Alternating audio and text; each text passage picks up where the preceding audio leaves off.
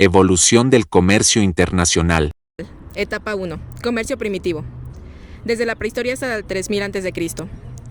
Se dio antes de las culturas organizadas. El comercio primitivo fue una de las primeras formas de intercambio económico en la historia de la humanidad. En esa etapa no existía el dinero ni normas formales, por lo que las personas intercambiaban productos mediante el trueque directo, es decir, un bien por otro. Este tipo de comercio surgió cuando las comunidades comenzaron a generar excedentes de producción, por lo que permitió intercambiar lo que sobraba por productos que no se tenían. Gracias a esto, se fortalecieron las relaciones económicas y sociales entre distintas comunidades, sentando las bases del comercio. Etapa 2. Comercio antiguo.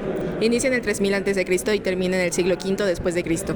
Inicia con las primeras civilizaciones de Mesopotamia y Egipto y termina con la caída del Imperio Romano de Occidente.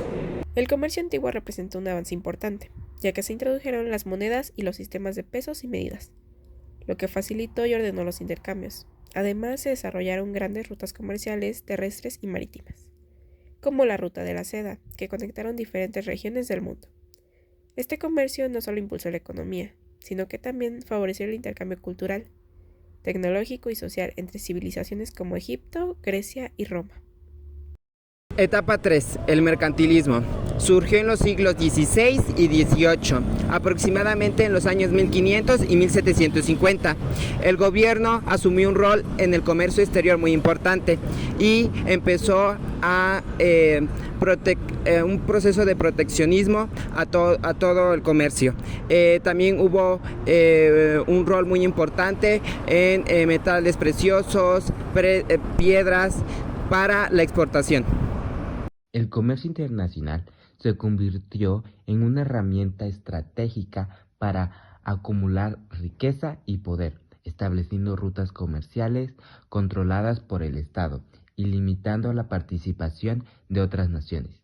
Debido a estas características, el mercantilismo se consideró una de las etapas históricas del comercio internacional, porque sentó las bases de las relaciones comerciales entre países. Definió políticas de exportación e importación y marcó el inicio de la intervención estatal en el comercio a gran escala, influyendo en el desarrollo posterior de sistemas económicos más abiertos.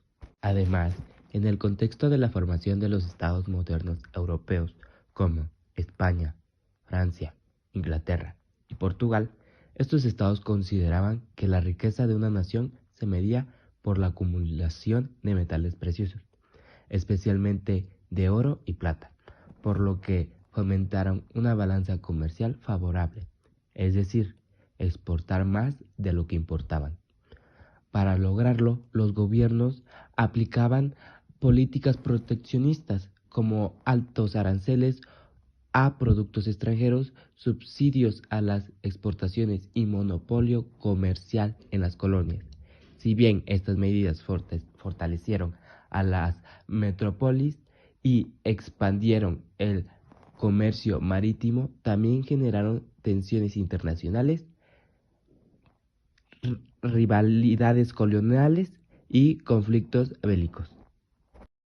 Etapa número 4, que es la Revolución Industrial. Esta estuvo a finales del siglo XVIII, inicios del siglo XIX, en los años 1760-1810. Esta se inició en Inglaterra, de ahí pasó a Europa y a Estados Unidos, y siguió con lo más importante, que es de pasar de la producción artesanal a la producción en masa. La Revolución Industrial fue un periodo de grandes cambios tecnológicos y económicos que inició en Inglaterra a finales de los siglos XVII. Se pasó de la producción artesanal a la producción en fábricas, usando máquinas y nuevas fuentes de energía como el vapor. Para impulsar el comercio internacional, lo que cambió aquí fue el uso de las máquinas que permitieron producir más y más rápido, la aparición de fábricas en lugar de talleres artesanales, desarrollo de ferrocarriles y barcos a vapor que redujeron los costos y el tiempo de transporte. E igualmente el crecimiento de las ciudades industriales y del mercado laboral. El impacto en el comercio internacional fue que aumentó el intercambio entre países, especialmente productos manufacturados, Los países industrializados exportaban bienes elaborados, textiles y maquinaria, y las colonias y países no industrializados exportaban materias primas como el algodón, el carbón y los minerales. Se consolidó una división internacional del trabajo. Igualmente hubo nuevas potencias comerciales, como fue Inglaterra, que fue el principal potencial industrial y comercial. Después se sumaron Francia, Alemania, Estados Unidos y Japón. Estos países dominaron el comercio internacional durante los siglos XIX. En consecuencia de esta etapa, fueron tanto positivas, que fue la mayor disponibilidad de productos, crecimiento económico y tecnológico, y las negativas, que fue mucha desigualdad entre países industrializados y no industrializados, y exportación laboral y colonialismo. Etapa 5. Liberalismo económico. Esta se encuentra en el año 1776, dentro del siglo XIX y XVIII. Se consolidó en el siglo XIX. Uno de sus puntos más importantes es que logró la eliminación de ciertos aranceles para un libre comercio. Flujo gigante de mercancías fuera global. Impulsó la revolución industrial. El libre mercado incentivó a invertir, innovar, producir más barato. Esto permitió más comercio internacional. Dio origen al capitalismo moderno. El liberalismo creó pilares que hoy siguen vigentes: propiedad privada, competencia, libertad de precios, empresas privadas, inversión y capital. Sin estos elementos, el comercio internacional actual no existiría. El fenómeno de la globalización temprana. Entre 1850 y 1914 hubo un enorme crecimiento del comercio mundial gracias a la liberación comercial, ferrocarril, barcos de vapor, telégrafo e inversión extranjera. Comercio internacional moderno, de 1945 a finales del siglo XX. Surge después de la Segunda Guerra Mundial, surge en la creación de organismos como es el FMI, el Fondo Monetario Internacional, también el GATT y también el Banco Mundial.